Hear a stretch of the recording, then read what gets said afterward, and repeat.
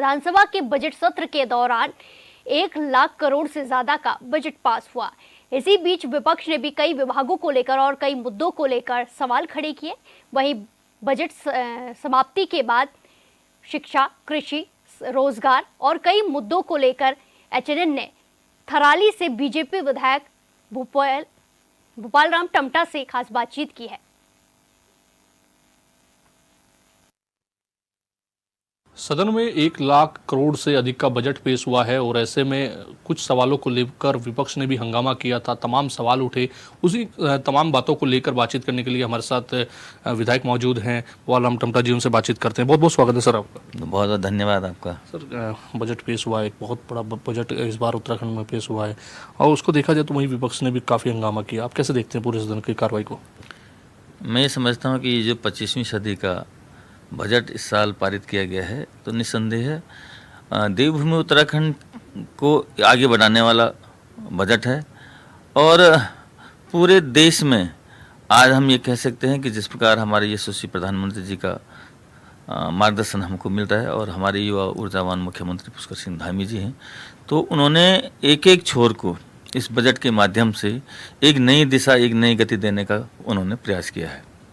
विपक्ष सवाल उठा रहा है कि कृषि मंत्री की जो है पूरी रूपरेखा तय नहीं थी, वो अपनी तैयारी नहीं करके आए थे। कई सवाल ऐसे पूछे गए जिनके जवाब नहीं दे पाए।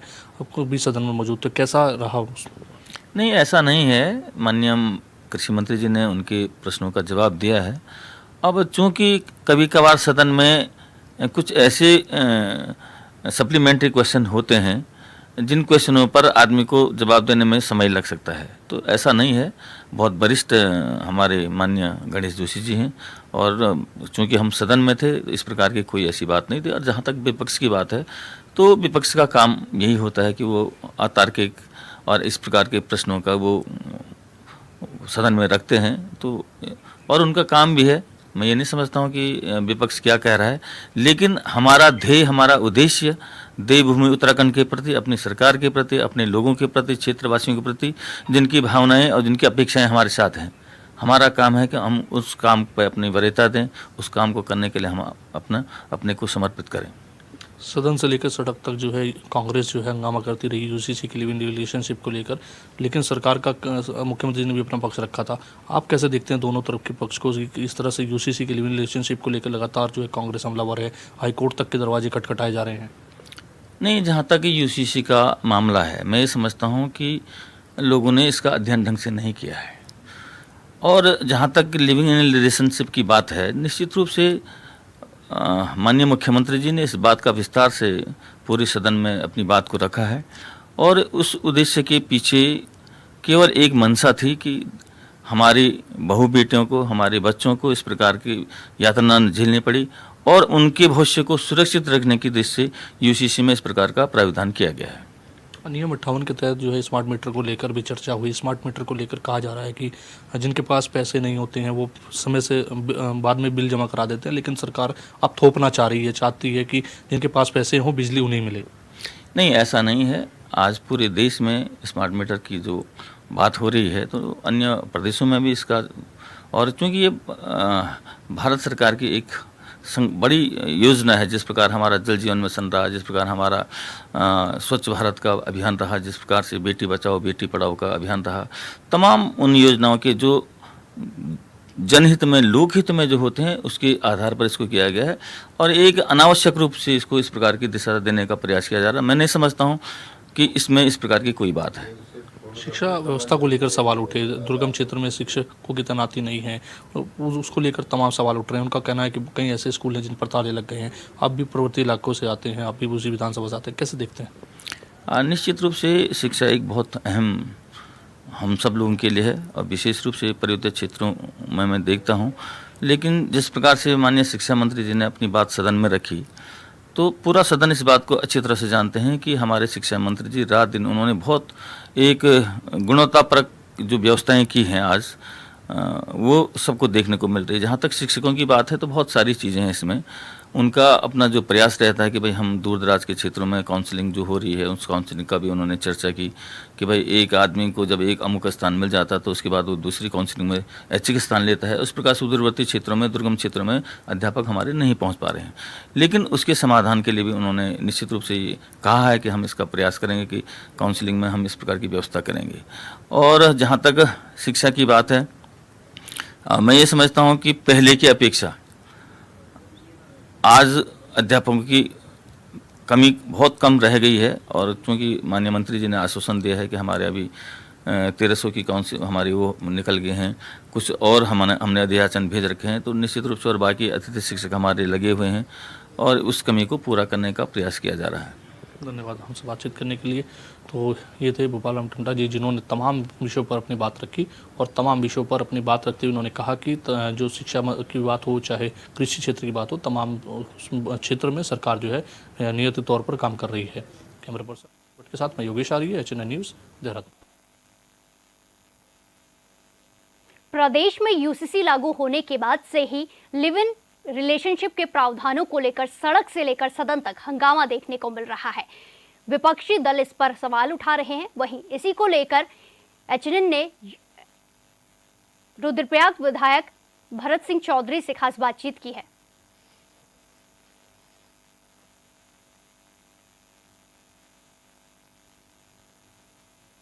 बातचीत करते हैं। सर, बहुत बहुत स्वागत है HNN पर आपका। धन्यवाद। आपके चैनल HNN के सभी दर्शकों का मैं अभिवादन करता हूं और आपको बहुत धन्यवाद देता हूं।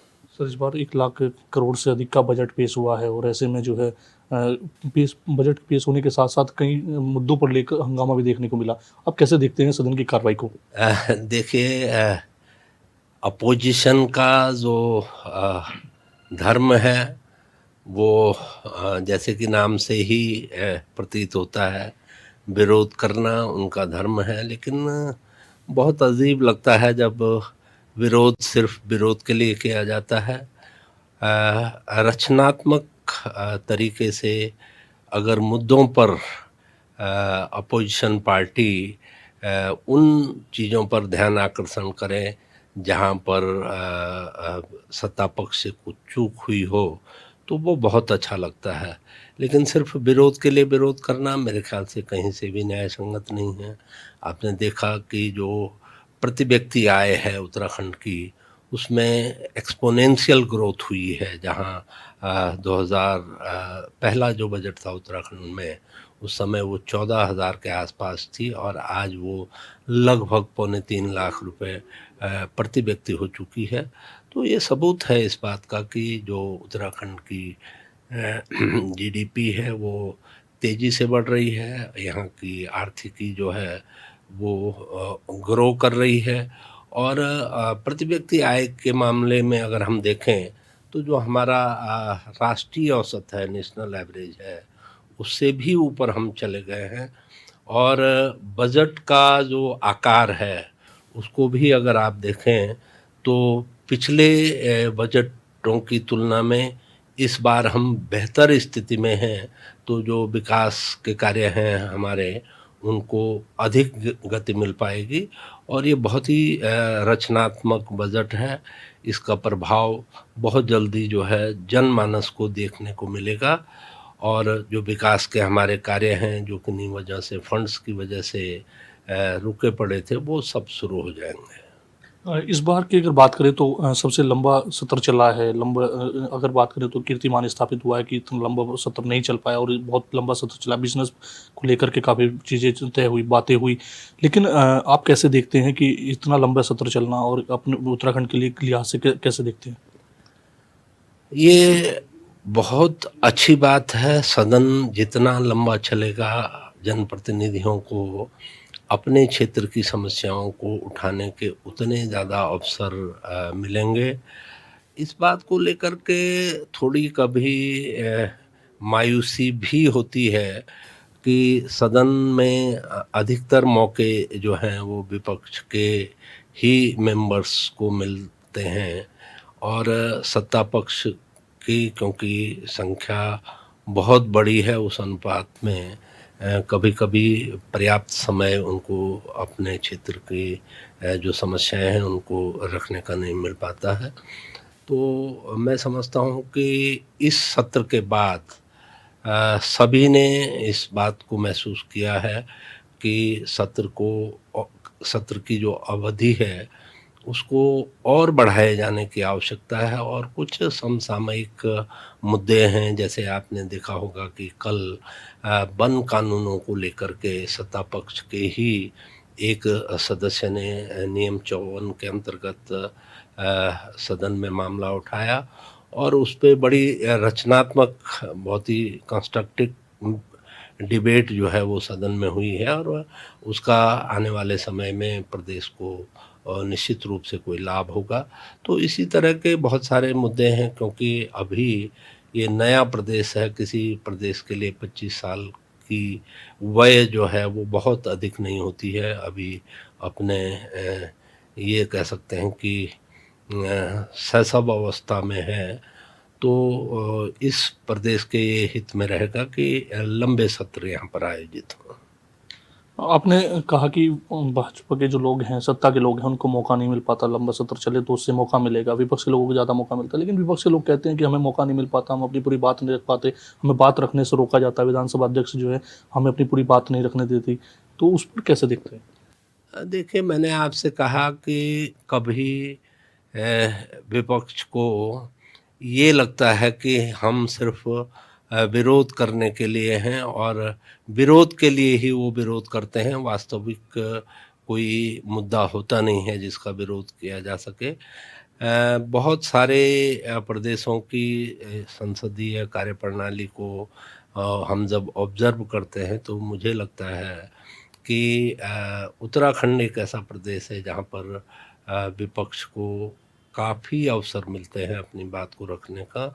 और आपने देखा होगा कि कल अगर आप रहे हों सत्र के दौरान तो कभी-कभी ये होता है कि एक ही मुद्दे पे विपक्ष के 10-10 लोग, 20-20 लोग उसी की पुनरावृत्ति करते हुए नज़र आते हैं। तो वो भी एक तरह से सदन का जो बहुत ही कीमती समय है उसका दुरुपयोग है। जैसे कल आपने देखा कि भालू और बंदर, मैं मानता हूँ इसको कि बेशक ये बहुत ही सेंसिटिव इश्यू है, लेकिन एक ही बात को अगर 20 लोग करेंगे तो उससे सदन का वक्त ही जाया होगा, उससे कुछ बहुत ज़्यादा हासिल होने वाला नहीं है।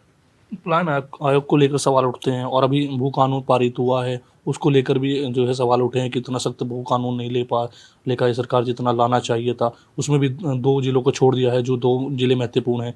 उन तमाम चीज़ों को कैसे देखते हैं? देखिए, इस बात को हम सब लोग जानते हैं कि जो टोपोग्राफी उत्तराखंड प्रदेश की है उसमें बहुत बड़े अंतर हैं। अगर आप हरिद्वार, ऊधम सिंह नगर ज़िले को कंपेयर करेंगे पौड़ी, चमोली, टिहरी से, तो उसमें बहुत बड़ा अंतर आपको साफ साफ नज़र आएगा। जितनी ज़मीन हरिद्वार के किसी एक गांव के पास होती है उसमें कभी कभी हमारे रुद्रप्रयाग और चंपावत जैसे छोटे ज़िले में पूरे ज़िले में भी इतनी ज़मीन नहीं होती है। और कुछ ऐसी चीज़ें हैं कि समय के साथ अगर हम कदम ताल नहीं कर पाए तो हम बहुत पीछे छूट जाएंगे। औद्योगिकरण का जहाँ तक सवाल है वो आज की नीड ऑफ द आवर है, समय की उस आवश्यकता है और वो ऊधम सिंह नगर में हो सकती है, हरिद्वार में हो सकती है, लेकिन पहाड़ों की जो ज़मीनें हैं बहुत ही लिमिटेड हैं और जो चुनी हुई ज़मीनें हैं जिनको हम कह सकते हैं कि वो किसी ख़ास प्रयोजन के लिए ही कुछ लोगों की गिद्ध दृष्टि उन पे लगी हुई है। तो मैं नहीं समझता हूँ कि इससे ज़्यादा सख्त कोई भू कानून हो सकता है। 13 में से 11 ज़िलों में जिनको लेकर के सबसे बड़ी चिंता थी उनमें भूमि के क्रय विक्रय को पूरी तरह, कृषि भूमि के क्रय विक्रय को पूरी तरह प्रतिबंधित किया जा चुका है। तो इससे ज़्यादा मुझे नहीं लगता है कि कोई ऐसे प्राविधान किए जा सकते थे। और अगर देखिए, कोई भी चीज़ परफेक्ट नहीं होती है, कोई भी चीज़ मुकम्मल नहीं होती है, और ख़ास तौर पे जो सिविल लॉज होते हैं उनमें समय के साथ साथ परिवर्तन होते रहते हैं। आने वाले समय में हमारी सरकार पूरी तरह से ओपन है, हर हर उस सुझाव का स्वागत करेगी जो इस कानून को और बेहतर बना सकती है। अगर ऐसे सुझाव ऐसे बहुत संजीदगी से किसी क्षेत्र से आते हैं तो आने वाले समय में उनको भी समाहित किया जा सकता है। यूसीसी की लिविंग रिलेशनशिप को देखा जाए तो सड़क से सदन तक उस पर हंगामा हुआ, सड़कों पर कांग्रेस के कार्यकर्ता रहे, तमाम विपक्षी दल रहे, सदन में भी लगातार जो है उसको लेकर के आखिरकार वजह कहाँ है कि उस प्रावधान को सरकार समझा नहीं पा रही है या वो समझना नहीं चाहते हैं? आप कैसे देखते हैं? देखिए, जहाँ तक लिव इन रिलेशनशिप की का सवाल है, एक ग्राउंड रियलिटी है और ग्लोबल रियलिटी है। आज हम उसको अस्वीकार करके, अपनी आंखें मूंद करके सच्चाई से निजात नहीं पा सकते हैं। ऐसी स्थिति में उसको उसके हाल पे छोड़ देना मेरे ख्याल से सबसे दुर्भाग्यपूर्ण स्थिति होगी, और श्रद्धा जैसे और मामलों को दावत देने वाली स्थिति होगी। तो जैसे मैंने सदन में भी इसको कहा कि हम सनातनी लोग हैं, हमारी शादी विवाह, हमारा परिवार, हमारे गांव, हमारे कुनबे, ये जो हमारे इंस्टीट्यूशंस हैं, इनको हम, हमारी जो विरासत है, हमारी जो स्वतः स्फूर्त भावना है, उससे रेगुलेट करते हैं। लेकिन लिव इन रिलेशनशिप एक ऐसी स्थिति है जिसको, जो अनप्रेसिडेंटेड थी, एक समय में उसकी कल्पना भी नहीं की जा सकती थी, लेकिन आज वो एक सच्चाई है। उसको रेगुलेट करने के लिए सरकार ने बहुत ही अच्छी पहल की है। सरकार का मकसद लिव इन रिलेशनशिप को मान्यता देना या लिव इन रिलेशनशिप को बढ़ावा देना कतई नहीं है, बल्कि लिव इन रिलेशनशिप जिसको कि भारत के सुप्रीम कोर्ट ने एक तरह से वैधानिक मान्यता प्रदान प्रदान की है, उसको रेगुलेट करने की दिशा में एक सकारात्मक प्रयास है। और जब लोगों को ये बात समझ में आएगी तो निश्चित रूप से सरकार के इस कदम की वो सराहना करेंगे। स्वास्थ्य और शिक्षा को लेकर सवाल उठे कि डॉक्टर्स की तैनाती दुर्गम क्षेत्रों में नहीं है, पर्वतीय इलाकों में नहीं है। शिक्षा के क्षेत्र में भी सवाल उठे कि वहाँ पर प्रधानाध्यापक नहीं है, अध्यापक नहीं है, कई स्कूल हैं जिन पर ताले लग चुके हैं। ये तमाम सवाल भी नियम 58 के तहत सदन में आए थे। आप कैसे देखते हैं? बिल्कुल, जहाँ तक डॉक्टर्स का सवाल है, मैं इस बात को दावे के साथ कह सकता हूँ कि उत्तराखंड राज्य जब से बना है तब से आज तक अगर डॉक्टरों की सबसे बड़ी संख्या उत्तराखंड में कभी रही है तो वो इस वक्त है। और जहाँ तक डॉक्टरों की कमी की बात की गई है वो विशेषज्ञ डॉक्टरों को लेकर के है, और 200 के करीब हमारे जो डॉक्टर हैं वो पीजी कोर्स के लिए गए हुए हैं। जैसे ही वो अपना पोस्ट ग्रेजुएट की डिग्री लेकर के आएंगे तो बहुत हद तक जो विशेषज्ञ डॉक्टर्स हैं उनकी कमी भी पूरी होगी। और क्योंकि समाज बहुत तेज़ी से बदल रहा है, हमारी जो मांगे हैं, हम बहुत ही डिमांडिंग हो गई है सोसाइटी, आज की तारीख में बहुत ही डिमांडिंग हो चुकी है। आज से 20 साल पहले जब हम 10,000 20,000 की आबादी पे एक डॉक्टर की अपेक्षा रखते थे, आज हम चाहते हैं कि 100 200 500 की आबादी पर भी एक डॉक्टर होना चाहिए। मैं मानता हूं कि अगर पूरे देश के पैमाने पे हम देखेंगे, जो हम विकसित राष्ट्र हैं उनकी तुलना में बेशक हमारे पास डॉक्टर कम है, लेकिन एनडीए की सरकार में पिछले 10 सालों में जिस तरह से पूरे देश में मेडिकल कॉलेजेस की तादाद बढ़ी है, अकेले उत्तराखंड जैसे छोटे राज्य में 7 जो है इस समय सरकारी मेडिकल कॉलेज हैं, जिनमें 700-800 डॉक्टर प्रतिवर्ष निकल रहे हैं। तो अगर कमी है भी तो मुझे लगता है कि 1 आध साल का मसला है। इस साल जितने डॉक्टर आएंगे उससे वो कमी पूरी होगी। स्कूलों पे ताले लगने का जहाँ तक सवाल है, अगेन ये भी एक काली सच्चाई है आज उत्तराखंड की, कि लोगों में बच्चों को सरकारी विद्यालयों की अपेक्षा प्राइवेट विद्यालयों में भेजने की जो प्रवृत्ति है वो बहुत तेज़ी से पनप रही है। अपने आप में ये बहस का विषय हो सकता है, इस पे लंबी डिबेट हो सकती है, लेकिन ये सच्चाई है कि लोगों ने इसको अपनी प्रतिष्ठा से भी जोड़ करके लोग आज इसको देख रहे हैं। स्टेटस सिंबल भी लोगों ने बना लिया है अपने बच्चे को प्राइवेट स्कूल में भेजने का। और ऐसी स्थिति में जो सरकारी स्कूल हैं उसमें छात्र संख्या निरंतर गिरती जा रही है। कई गाँव में ऐसे विद्यालय हैं जहाँ पर एक भी बच्चा नहीं है, तो स्वतः वहाँ पे स्कूलों में ताले लगेंगे। लेकिन किसी विद्यालय में अध्यापक नहीं है, इस बात को लेकर के किसी विद्यालय में ताला लगा है, ये बात मैं स्वीकार नहीं कर सकता। धन्यवाद सर थोड़ा समय देने के लिए। तो ये थे हमारे साथ विधायक भरत सिंह चौधरी, जिन्होंने तमाम विषयों पर अपनी राय रखी है। कैमरा पर्सन हरीश भट्ट के साथ मैं योगेश आर्य, HN 24/7 देहरादून। बीजेपी विधायक और पूर्व प्रदेश अध्यक्ष बिशन सिंह चुफाल ने पलायन को लेकर चर्चा की। उन्होंने कई सारी बातें कही। उन्होंने कहा कि पलायन रोकने के लिए बंदरबाड़ा लगाने की जरूरत है। पहाड़ी क्षेत्रों में बंदर अभिशाप बन गए हैं, जिसके चलते गांवों से पलायन हो रहा है। आगे चुफाल ने कहा कि अगर गांवों को बंदर और सुअरों से मुक्त कर दिया जाए तो बड़ी आबादी रिवर्स पलायन करेगी और लोग स्वरोजगार की ओर बढ़ेंगे। बिशन सिंह चौफाल ने बंदरों को पहाड़ों में ग्रामीणों की सबसे बड़ी परेशानी बताते हुए कहा कि आज गांवों में लोग सिर्फ बंदरों की समस्या से निजात चाहते हैं, इसीलिए सरकार हर जिले में बंदरबाड़े बनाने के साथ ही सुअरों को मारने के आदेश भी दे रही है। चौफाल ने आगे कहा कि गांव के लोगों के सामने स्वरोजगार का सबसे बड़ा साधन खेती है, लेकिन बंदरों के आतंक की वजह से लोग खेती करने से कतराते हैं। इसके लिए पहाड़ जब तक जंगली जानवरों पर बिल्कुल अंकुश लगा, जंगली जानवरों का गांव में ज्यादा बंधन हो जाए, उसके लिए जंगली जानवरों के लिए हो रहा है कि सुअर को एक बात था, पहले मारने का आदेश था और मारने के बाद उसको खेत में ही उसको ये था गड्ढे में डाल देना चाहिए, वो भी बंद हो गया, वन विभाग द्वारा बंद कर दिया।